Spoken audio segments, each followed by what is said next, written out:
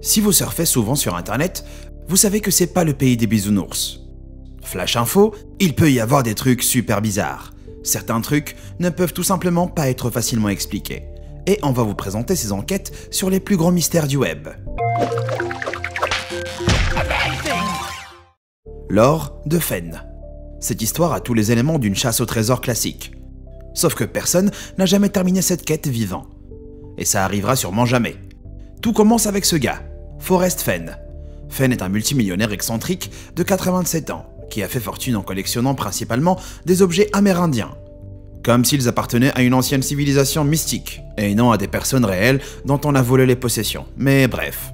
En 1988, Fenn, alors âgé de 58 ans, apprend qu'il a un cancer du rein en phase terminale, et qu'il a plus que 3 ans à vivre. Au lieu par exemple de faire don de certains des objets à des musées, Fenn a rassemblé une partie de ses biens précieux, valant environ 1 million, dans des morceaux d'or aussi gros que des œufs de poule. Les a collés dans un coffre au trésor en bronze et a prévu de l'enterrer quelque part dans la nature pour que quelqu'un le trouve après sa mort. Mais coup du destin, Fenn survit en 1993 et retarde son plan. Jusqu'à son 80e anniversaire. Ce jour-là, 17 ans plus tard, il emmène le coffre de 18 kg et 25 x 25 cm quelque part dans les montagnes rocheuses et l'enterre à une hauteur d'environ 1500 mètres. Et bien sûr, pour toute bonne chasse au trésor, il faut des indices. Il écrit donc un mystérieux poème de 24 vers qui aurait toutes les informations nécessaires pour trouver le trésor. Il est publié avec ses mémoires The Thrill of the Chase. Ça devient viral et la chasse commence. La recherche de l'or de Fenn qui s'ensuit n'est pas juste impossible, elle est aussi mortelle. Ce qui a commencé comme un stratagème de vieil homme pour inciter les gens à lâcher leur télé et sortir au grand air devient une course mondiale pour trouver ce ticket d'or de Willy Wonka. Des blogs, des forums et même une émission YouTube dédiée à la résolution du mystère sont vite apparus en ligne. Ce qui avait l'air sympa pour les détectives amateurs et les aventuriers de plein air a pris une sombre tournure en janvier 2016. Quand Randy Billieux, 54 ans, disparaît alors qu'il cherchait le trésor, et est découvert mort sur les rives du lac Cochiti, au Nouveau-Mexique, 6 mois plus tard. Au total, 5 explorateurs ont perdu la vie dans la périlleuse quête de l'or de Fenn. Et malgré tout ça, Fenn refuse d'annuler la chasse, ignorant même les conseils du chef de la police du Nouveau-Mexique, qui a souligné les dangers potentiels qu'elle représentait. À cette date, le trésor enfoui reste, enfoui. Si Fenn a dit que certains explorateurs seraient arrivés à moins de 60 mètres du trésor, personne ne l'a jamais trouvé. En fait, rien ne prouve que l'homme de 80 ans ait gravi la montagne en portant le coffre en premier lieu. Et pourtant, à chaque nouvelle mort, les enjeux ne font que grossir. Et si ça se trouve, cette chasse au trésor de Fenn n'est en fait qu'un énorme canular. Mais ça n'empêchera pas les gens de se lancer dedans. J10 et le pays de Ta. Éloignons-nous des morts tragiques pour le moment, et concentrons-nous plutôt sur un petit mystère qui a en quelque sorte fait fureur sur tout internet. J10 and the Land of Ta. L'histoire commence le 21 juin 2017, quand le comédien Nate Fernald publie une photo de ce pin sur Twitter. Apparemment, Fernald collectionne des tonnes d'épinglettes vintage, mais celle-ci a attiré son attention. Même si le personnage n'est pas franchement intéressant ou bien connu, cette étrange créature hirsute semblait étrangement familière. À l'époque, une recherche Google de J10 ne donnait presque aucun résultat. Alors peut-être que le pins n'était qu'un truc un peu excentrique. Et curieusement, Fernald achète encore plus de pins identiques sur eBay et se retrouve avec une étrange collection. Donc ça prouve que J10 était un personnage qui valait la peine d'être produit en masse, plutôt que juste une excentricité unique. Mais il y a un problème. Aucun des vendeurs ne peut lui dire d'où J10 vient. Après avoir exprimé sa frustration sur Twitter, Fernald a l'air d'être dans une impasse. Puis le 1er août, quelqu'un répond au tweet de Fernald avec un autre objet en lien avec J10, une feuille d'autocollant. Et cette fois, il y a toute une série de personnages avec le nom générique The Land of Ta. Bientôt, 2 autres feuilles d'autocollant apparaissent en ligne, une avec les femmes de Ta, où les soutiens-gorge push-up semblent être la norme, et une autre avec un groupe de barbares et de monstres. C'était sûrement une preuve suffisante pour suggérer que The Land of Ta était une franchise oubliée des années 80. Un dessin animé, un jeu vidéo, un jeu de société ou une série de livres. Et J10 doit bien venir de quelque part, non? Eh ben non. L'analyse des recherches Google montre même qu'il n'y avait aucune recherche, ni pour J10, ni pour The Land of Ta, avant le tweet de Fernald. Bizarre. Bien sûr, des gens partout sur internet se sont rapidement joints à l'enquête, disant qu'ils se souvenaient aussi de J10. Mais sans savoir d'où ça venait. Est-ce que c'est un exemple de l'effet Mandela? Internet se trompe collectivement, en se rappelant d'une franchise totalement inventée. Et surtout, c'est quoi G10? Alors malgré 3 ans de recherche, personne n'est vraiment sûr de ce que c'était The Land of Ta, ni même si ça existait en dehors de ces objets. Voilà ce qu'on sait. Les feuilles d'autocollants ont été faites par la société d'autocollants Denison, qui est devenue Avery Dennison, et n'a offert aucune vraie aide. Mais Denison ne fabrique pas de pins, donc il a été fait par une autre société. Ça aurait coûté beaucoup plus cher que les autocollants à faire. Alors pourquoi se donner la peine de le faire si c'était pas quelque chose que des fans auraient acheté? G10 est aussi le seul personnage à avoir été transformé en pins, ce qui suggère qu'il avait un rôle plus important. Mais il est même pas au centre de la feuille d'autocollant. En fait, il y a plus de questions que de réponses dans cette enquête mystérieuse. Mais surtout, vous, est-ce que vous vous souvenez de G10? Kate Yap. Kate Yap est une youtubeuse qui a rejoint le site en 2018 et est devenue célèbre en publiant des vidéos de mukbang, où elle avale d'énormes quantités de fruits de mer crus en se filmant. Sauf que personne ne sait vraiment qui elle est. Même sa photo de profil n'est qu'une image ordinaire. Ok, elle tient à sa vie privée. Ça fait quoi? D'après des super détectives du web, ça pourrait cacher un truc bien plus sinistre. Et ça donne la chair de poule. Même avant que Kate Yap se retrouve au centre du complot le plus viral d'Internet, certains pourraient dire que son contenu a soulevé quelques signaux d'alarme. Déjà, Yap ne parle jamais dans ses vidéos. En fait, le bruit de mastication est la seule chose qu'on entend. Et ça ne plaît pas à tout le monde. Ensuite, on voit jamais tout son visage. Et on dirait qu'elle porte une sorte de masque pour ses yeux dans chaque vidéo. Un peu bizarre. Mais c'est pas les seuls trucs étranges. Le 21 juin 2019, elle a mis en ligne une vidéo dans laquelle on voit des bleus sur son bras et une coupure sur sa lèvre. Dans la même vidéo, elle tapote sur le bord du bol dans lequel elle mange. Et c'est vite interprété comme du code Morse et traduit par « J'ai besoin d'aide ». Il n'y a qu'une seule explication. Kate Yap est emprisonnée, affamée et forcée de manger des quantités horribles de nourriture pour faire des vues.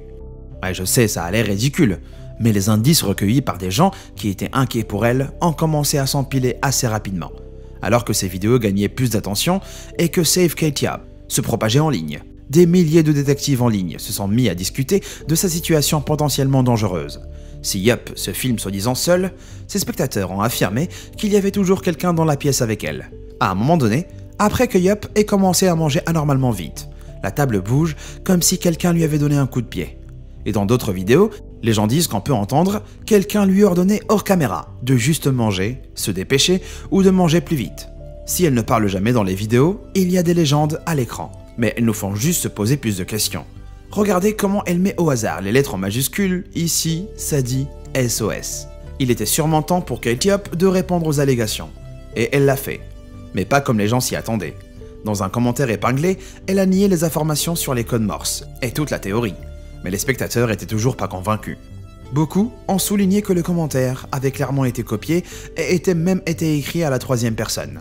2 mois plus tard, elle a mis en ligne une autre vidéo intitulée « Je suis vivante », ce qui n'est pas franchement rassurant. Malgré l'ajout de plusieurs légendes dans la vidéo, elle ne met en majuscule que 4 lettres, et des lettres qui appellent « Help », à l'aide. C'est là que les choses deviennent vraiment bizarres. Voilà Carly Guse, une fille de 16 ans qui a disparu. Cette adolescente californienne a mystérieusement disparu au petit matin du samedi 13 octobre 2018. Alors, quel rapport avec Kate Yap? Eh bien, nos détectives en ligne ont établi des liens étranges entre les deux, en se concentrant sur les caractéristiques physiques de Yap, son menton, son nez et son sourire, qui semblent étrangement similaires à ceux de Carly Guse. Ça colle avec la théorie selon laquelle elle est prisonnière. Mais un truc cloche.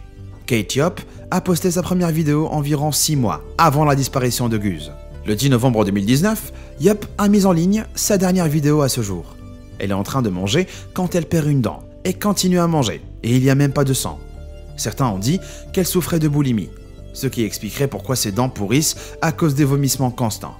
Vers la fin de la vidéo, elle inclut une légende qui dit « Je peux mourir en paix après cette bouchée ». Et depuis, elle a disparu de YouTube.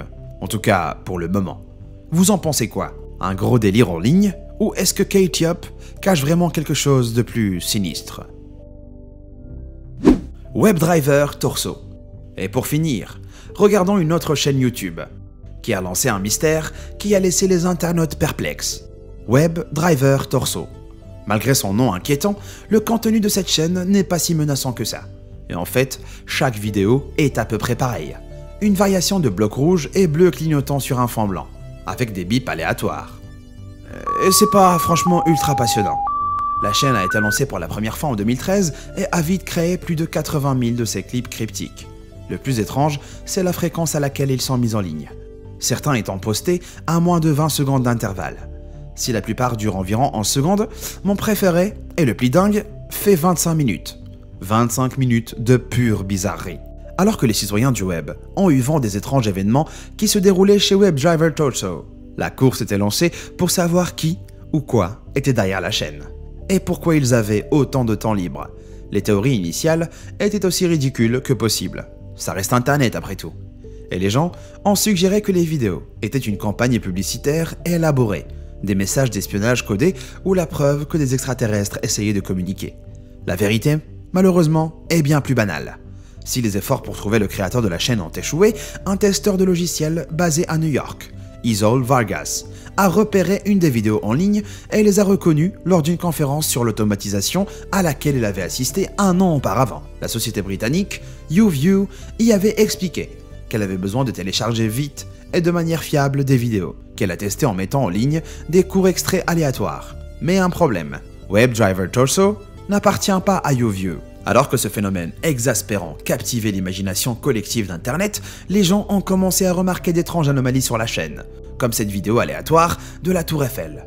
Puis vient le plus grand indice que quelque chose louche se passait. Des spectateurs ont remarqué que la vidéo intitulée TMPRKRL85 prend une tournure plutôt inattendue. N'importe qui avec un accès à Internet reconnaîtrait les mouvements de danse indéniables de Rick Astley lui-même. Et oui, c'est bien vrai. WebDriver Torso venait de rickroller Internet tout entier. Et franchement, cette chaîne nous a bien eu. Le blogueur italien Soggetto Ventuno mérite une médaille pour son travail de résolution du puzzle, grâce à de sérieuses recherches sur Internet. Ventuno a découvert que la chaîne appartenait à un réseau de comptes appelé YT Upload Test Partner Torso. Un compte Google+ associé à ce réseau a ensuite conduit Ventuno vers une page Facebook liée appartenant à un employé de Google nommé Matej Gruber, qui était justement mentionné dans les commentaires de la vidéo de la Tour Eiffel. Et soudainement, le jeu était fini et Google a publié une déclaration confirmant que WebDriver Torso était juste une autre chaîne utilisée pour surveiller la qualité des téléchargements. Pas d'extraterrestres, pas de complot de la CIA, juste Google qui se marre avec Internet dans ce mystère totalement accidentel. Alors, bien joué Google. Est-ce que vous connaissez d'autres mystères du web auxquels je devrais jeter un œil? Dites-le moi dans les commentaires et merci d'avoir regardé. À bientôt.